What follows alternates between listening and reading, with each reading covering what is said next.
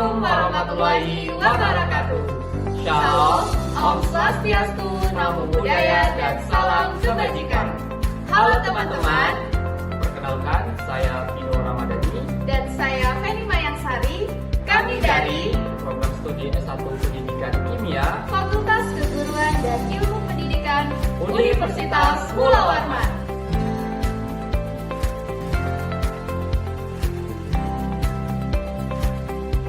Pada video kali ini, kami akan mengajak teman-teman semua belajar mengenai nanoteknologi dan aplikasinya dalam kehidupan. Berikut ini merupakan capaian pembelajaran pada materi nanoteknologi dan aplikasinya dalam kehidupan.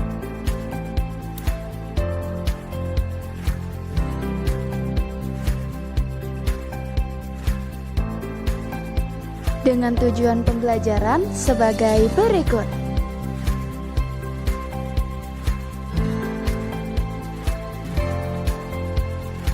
Apakah kalian pernah mendengar kata nanoteknologi?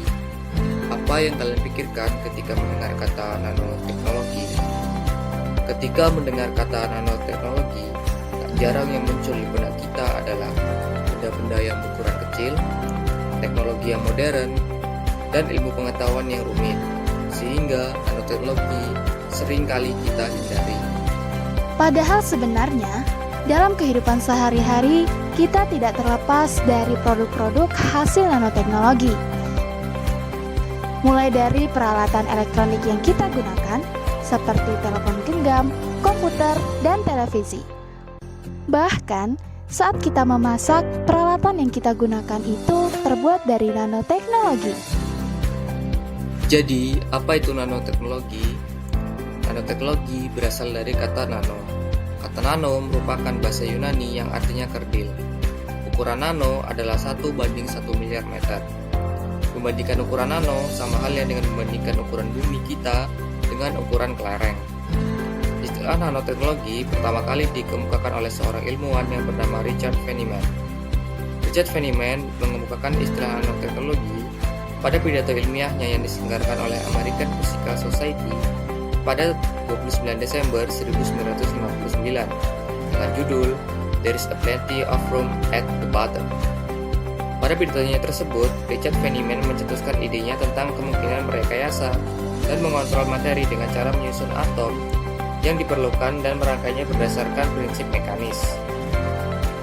Dari pendapat Richard Feynman, maka dapat dipahami bahwa nanoteknologi merupakan suatu ilmu atau teknologi rekayasa material yang mempelajari objek dalam skala nanometer atau 1/1 miliar meter dari atom-atom atau molekul-molekul untuk dapat menghasilkan benda-benda baru yang memiliki karakter khusus sesuai dengan yang diinginkan. Nanoteknologi memiliki peran yang sangat penting dalam berbagai bidang kehidupan, seperti bidang kesehatan dan kedokteran, bidang industri dan tekstil, bidang pertanian dan pangan, bidang energi dan lingkungan, serta bidang teknologi dan elektronika. Mari kita bahas satu persatu. Pada bidang kesehatan dan kedokteran, nanoteknologi banyak digunakan dalam pembuatan obat-obatan, formula vaksin, diagnosis penyakit, dan pembuatan robot yang dapat berguna membantu proses penyembuhan penyakit. Contohnya pada kasus virus corona atau COVID-19, di mana kasus ini dapat memusnahkan kehidupan manusia jika para ilmuwan tidak mempelajari nanoteknologi. Dengan adanya pengetahuan nanoteknologi, para ilmuwan dapat membuat dan mengembangkan vaksin untuk mengatasi COVID-19, yakni vaksin SARS-CoV-2, yang dimana vaksin ini menggunakan konsep nanoteknologi sehingga vaksin dapat memberikan efek yang maksimal bagi tubuh untuk mencegah virus corona. Selanjutnya pada bidang industri dan tekstil, di mana pada bidang ini, nanoteknologi digunakan untuk menghasilkan produk-produk industri dan tekstil yang menggunakan bahan nanomaterial. Contohnya seperti nanosilikon.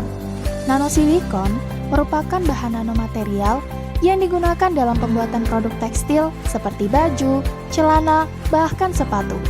Nanosilikon digunakan karena memiliki sifat unik, yaitu tahan air dan tahan noda. Selanjutnya pada bidang pertanian dan pangan. Dengan memanfaatkan nanoteknologi, para ilmuwan berusaha menghasilkan pupuk sintesis. Pupuk yang dihasilkan dari teknologi nano ini digunakan untuk menghasilkan produk pertanian yang subur dan memiliki kualitas yang unggul. Selain itu, pada bidang pertanian, nanoteknologi juga digunakan dalam pembuatan nanosensor, di mana nanosensor ini dapat digunakan untuk mendeteksi pertumbuhan dan nutrisi yang dibutuhkan dari tanaman. Pada bidang energi dan lingkungan, sumber energi yang berasal dari alam seperti batu bara dan minyak bumi akan selalu digunakan dan diperkirakan akan dapat habis dalam beberapa tahun ke depan.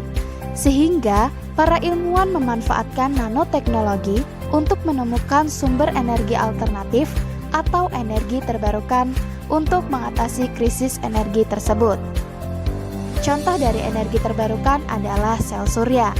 Dengan adanya nanoteknologi, maka dapat diciptakan panel-panel sel surya yang memiliki daya serap sinar matahari yang tinggi. Dengan kemampuan yang baik ini, maka panel sel surya dapat mengubah energi matahari menjadi energi listrik dengan kapasitas yang banyak, sehingga dapat digunakan sebagai sumber energi dan untuk berbagai kegunaan lainnya. Dan yang terakhir, pada bidang teknologi dan elektronika, pemahaman yang baik mengenai struktur materi dan partikel dijadikan modal bagi para ilmuwan untuk mempelajari dan menciptakan penemuan material-material baru yang dapat mendukung perkembangan teknologi dan elektronika. Contohnya pada salah satu alat yang sangat dibutuhkan pada zaman ini, yaitu telepon genggam, komputer, dan perangkat elektronik lainnya, yang menggunakan mikroprosesor dan microchips yang memiliki sifat semikonduktor, sehingga digunakan sebagai salah satu komponen pembuatan telepon genggam dan komputer. Setelah menonton dan memahami isi dari video pembelajaran ini, dapat disimpulkan bahwa nanoteknologi itu tidak dapat dipisahkan dari kehidupan sehari-hari kita. Nanoteknologi memiliki banyak peran yang sangat penting dalam berbagai aspek kehidupan. Oleh karena itu, penting bagi kita untuk memahami nanoteknologi. Terima kasih telah menyaksikan video pembelajaran ini. Semoga apa yang kita pelajari dapat bermanfaat untuk kehidupan kita sehari-hari. Semangat belajar! Wassalamualaikum warahmatullahi wabarakatuh.